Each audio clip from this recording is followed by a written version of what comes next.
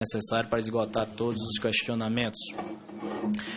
Para atender às formalidades legais, foi firmado pelo depoente com termo de compromisso, que integra o formulário de qualificação, de cujo teor solicito que faça a leitura. Faço sob palavra de honra a promessa de dizer a verdade do que souber e me for perguntado.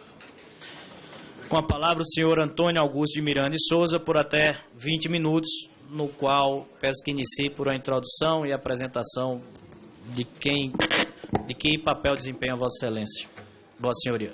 Boa tarde, deputados, deputadas, senhoras e senhores. Em novembro de 2014, por oportunidade de um evento da ABRAP em São Paulo, diversos representantes eleitos da FUNCEF, da Previ, da Petros e da Postales iniciaram um processo de aproximação visando a identificação de problemas comuns, de aspectos necessários de aprimoramento normativo, legal, e começamos a nos reunir periodicamente com o propósito de intercambiar essas experiências, essas análises, essas observações e, paulatinamente, ir construindo um desenho que fosse comum ao sistema de previdência complementar sob a ótica dos representantes eleitos. E essa união, denominada inicialmente aliança, vem desde então aprimorando e aprofundando esse conjunto de análises e de avaliações, e que nós tivemos o convite, a convocação para vir aqui prestar aos senhores e às senhoras algumas análises que nós já conseguimos produzir por força desse trabalho de interlocução e interação nesse grupo. Eu preparei uma apresentação para os senhores e as senhoras. Eu pedi à mesa aí que já pudesse se apresentar. Eu sou o diretor eleito de administração na FUNCEF, eleito agora em 2014, para um mandato de 4 anos, ou, consequentemente, vai até 2018. Okay?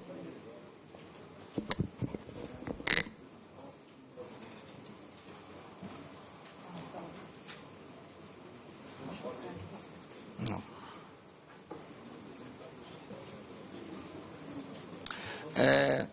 Eu vou começar passando um panorama geral de alguns dos maiores fundos de pensão brasileiros sobre a sua situação de equilíbrio técnico, que é o nome contábil que se dá para superávit ou déficit.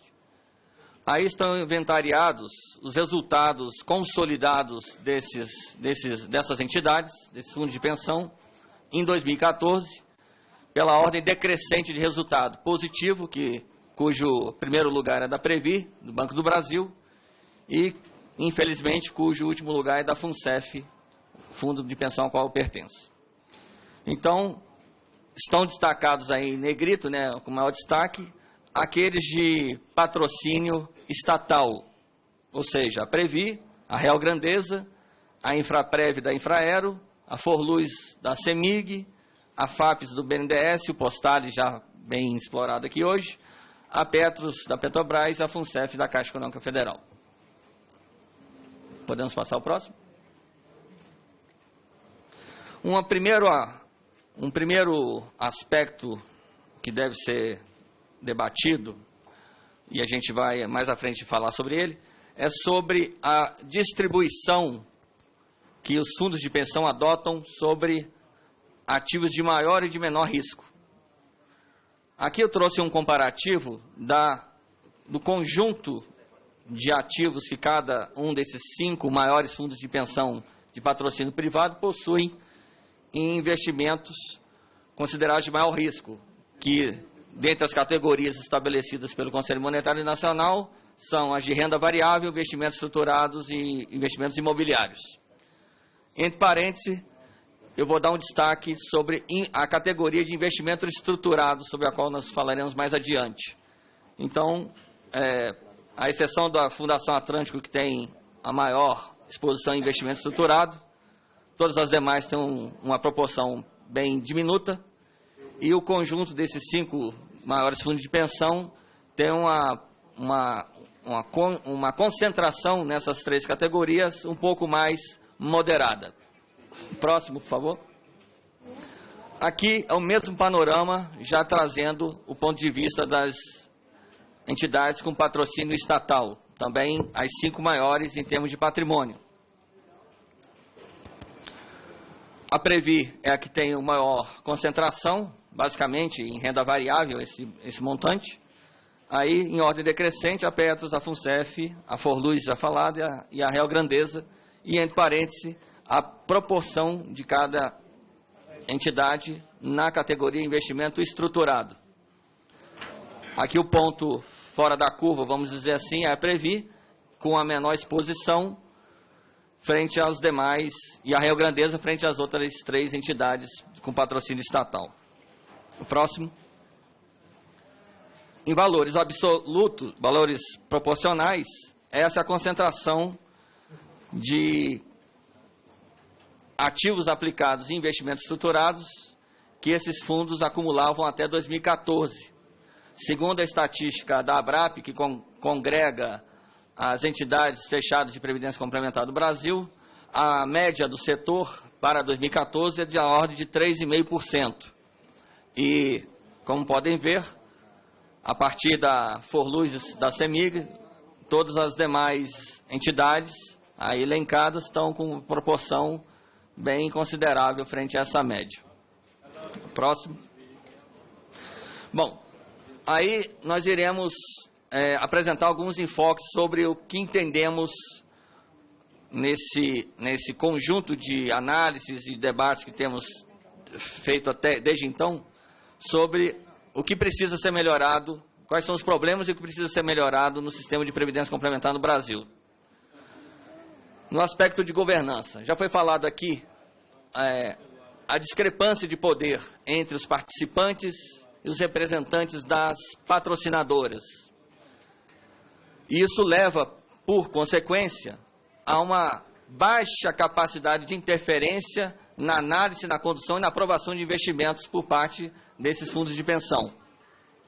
E agregue-se a isso, como já foi também exemplificado aqui antes, a percepção de que há uma opacidade predominante no sistema. E, para isso, nós, pedindo uma próxima tela, estamos convergindo para esse conjunto de propostas para o aprimoramento sob o ponto de vista dos participantes. A começar da abolição do voto de Minerva, um instituto previsto na Lei Complementar 108, que está predominante nos conselhos deliberativos, principalmente dos fundos de pensão, e em algumas entidades, como a FUNCEF, que possuem gestão paritária na diretoria.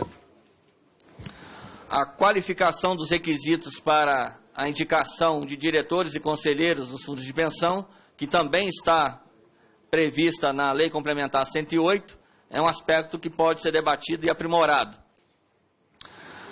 A eleição para a diretoria executiva ajuda nesse processo de reequilíbrio de empoderamento de governança na gestão compartilhada prevista na legislação. Hoje ela é exceção no sistema. Basicamente, só a FUNCEF e a Previ possuem diretores eleitos nos seus fundos de pensão. Consequentemente, mesmo sem haver a previsão legal para isso, ou a determinação legal para isso, as patrocinadoras recorrentemente indicam os diretores que vão cuidar da parte de gestão de investimentos dos fundos de pensão. Os participantes, não há histórico conhecido de eleitos dos participantes com essa incumbência de gestão de investimentos. Naturalmente, para fazer frente a essa questão da percepção de opacidade, entendemos que é aplicável a reprodução com as devidas adaptações do que convencionou-se chamar de Lei de Acesso à Informação, aplicável aos atos e decisões, enfim, e a informações decisórias que alcançam os fundos de pensão no Brasil. Assim como é também importante disciplinar, por meio de regulamento, a identificação e o tratamento de situações que envolvam conflito de interesse, de qualquer natureza. O próximo, por favor. No aspecto da supervisão, aí falando não só da Previc, como já foi dito aqui, é importante frisar o papel da CVM e também do Conselho Monetário Nacional, que tem interferência nesse processo. Primeiro, a gente identifica que há uma predominância de uma abordagem, de uma visão formalista sobre a fiscalização, a mera observância do rito processual, ao invés da análise qualitativa, que nós entendemos ser a oportuna e pertinente, levando também, em consequência, a uma atuação reativa por parte dos órgãos de fiscalização, ou seja, somente depois que evidencia-se um problema mais sério, a percepção da atuação mais intensa dos órgãos de fiscalização no sistema. O que leva também, por consequência, a uma percepção de virtual impunidade frente a desmandos, gestão fraudulenta ou temerária no sistema. O próximo, por favor. Para isso, nós trouxemos como ideias, sugestões, propostas para aprimoramento a revisão do decreto presidencial de 2003, o 4342, que trata dos prazos de prescrição administrativa, que hoje são muito exíguos, e um deles, inclusive, prevê que com meros 3 anos de paralisação na tramitação junto à Previc, decorre a prescrição administrativa de um auto de infração ou qualquer irregularidade que a Previc esteja investigando. A abordagem preventiva na fiscalização, que se volte predominantemente para os aspectos que impliquem liquidez, insolvência e na verificação da prudência na decisão dos investimentos, a necessidade da Previc atuar como outras agências, ela não é uma agência ainda, né, mas precisa ir nessa direção, de dispor a consulta pública, as mudanças normativas que estão em estudo, em conjunto, e hoje elas são trabalhadas e efetuadas de forma intramuros. Nós só sabemos da mudança quando ela é publicada no Diário Oficial da União. E o principal, hoje nós temos uma dificuldade grande nos episódios que se caracterizam como gestão temerária, fraudulenta, da sua criminalização pela virtual inexistência no Código Penal de uma tipificação específica para essa situação. Então, nos episódios tem que se tratar com analogias que geralmente acabam facilitando a vida de aqueles que têm contas a prestar. O aspecto da solvência, pedindo na próxima tela, também envolvem um conjunto de fatos comuns que contemplam a inexistência de proteção legal para a solvência dos fundos de pensão, diferentemente de sistemas europeus e norte-americanos, a desvinculação virtual entre o portfólio de investimentos e o grau de maturação, ou seja, de proporção de aposentados ou pessoas prestes a aposentar naquele determinado plano, a gente vai falar sobre isso mais à frente, e a tolerância para uma concentração, como já foi demonstrado, para ativos de maior risco que os fundos de pensão possam assumir. A próxima tela, a gente traz como propostas para esse debate a necessidade, já prevista na Lei Complementar 109, de criação do Fundo de Solvência, que é uma espécie de fundo garantidor dos fundos de pensão, permitindo que nessas situações de insuficiência patrimonial, desequilíbrio atuarial, ele seja acionado para assegurar a proteção do pagamento dos aposentados e assistidos sem dar-lhes insegurança a esse respeito. A definição de um teto global para ativos de maior risco, que hoje, pelo Conselho Monetário Nacional, é segmentado por área de investimento, e não de forma global o patrimônio dos fundos de pensão, e a necessidade de definir um piso mínimo de renda fixa para aqueles planos que já estão nesse status de maturação com a proporção de aposentados ou participantes em vias de aposentar com maior proporção. Por penúltimo, eu queria pedir a próxima tela. Mais uma, por favor, que teve um probleminha aí. Os desafios de investimentos, alguns deles já tratados aqui, envolvem, primeiro, e o Postales foi exemplar nesse aspecto, a variação muito alta, frequente, de avaliação de ativos que podem inflar balanços, podem proporcionar que a precificação não esteja sendo feita da forma mais prudente possível, as fragilidades decorrentes da exposição no segmento de investimentos estruturados, que nós vamos falar mais à frente, a exposição atualmente existente para os riscos decorrentes da incorporação imobiliária e a virtual inexistência de freios quanto à dupla exposição em investimentos. Fundos de pensão podem aplicar hoje, entrar em investimentos tanto quanto acionista, como tomando dívida, sendo credores desse mesmo investimento no qual ele já é acionista, ou o contrário, né? Aí, voltando à tela anterior, que são as propostas de mitigação relacionadas a esses aspectos, envolvem, como já demonstrado no começo, a definição de menores tetos para investimentos estruturados, que hoje, pelo Conselho Monetário Nacional, os fundos de pensão podem aplicar até 20% do seu patrimônio nesse segmento. Também a definição de menores tetos para com isso induzir a maior pulverização em participações societárias ou de fundos de investimento. Hoje, a possibilidade, a grosso modo, de 25% de cada fundo ser aplicado por um fundo de pensão. A extinção do FIP proprietário. O que é FIP proprietário? É um fundo que tem como único objeto de investimento uma empresa. A Sete Brasil, a Multiner, já falada aqui, e outras, são exemplos dessa natureza de investimento proprietário que nós julgamos complicado se manter, por inexistir no mundo financeiro mundial exemplo similar a esse.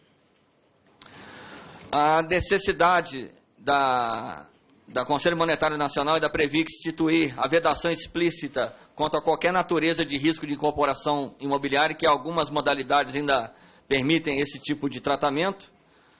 A necessidade da cláusula de saída para os fundos de investimento em participações ditos tradicionais, que envolvem investimentos em 4, 5 ou mais empresas, que hoje você tem que ir por 10, 15, 20 anos, independentemente do desfecho de gestão que essas empresas possuem dentro da sua rentabilidade. Estabelecer um critério de maior disciplinamento para os limites de avaliação de ativos por esse mecanismo de valuation, e também o veto à dupla exposição em empresas, tanto no aspecto societário quanto no aspecto de creditício. Então, acho que é a última, por favor.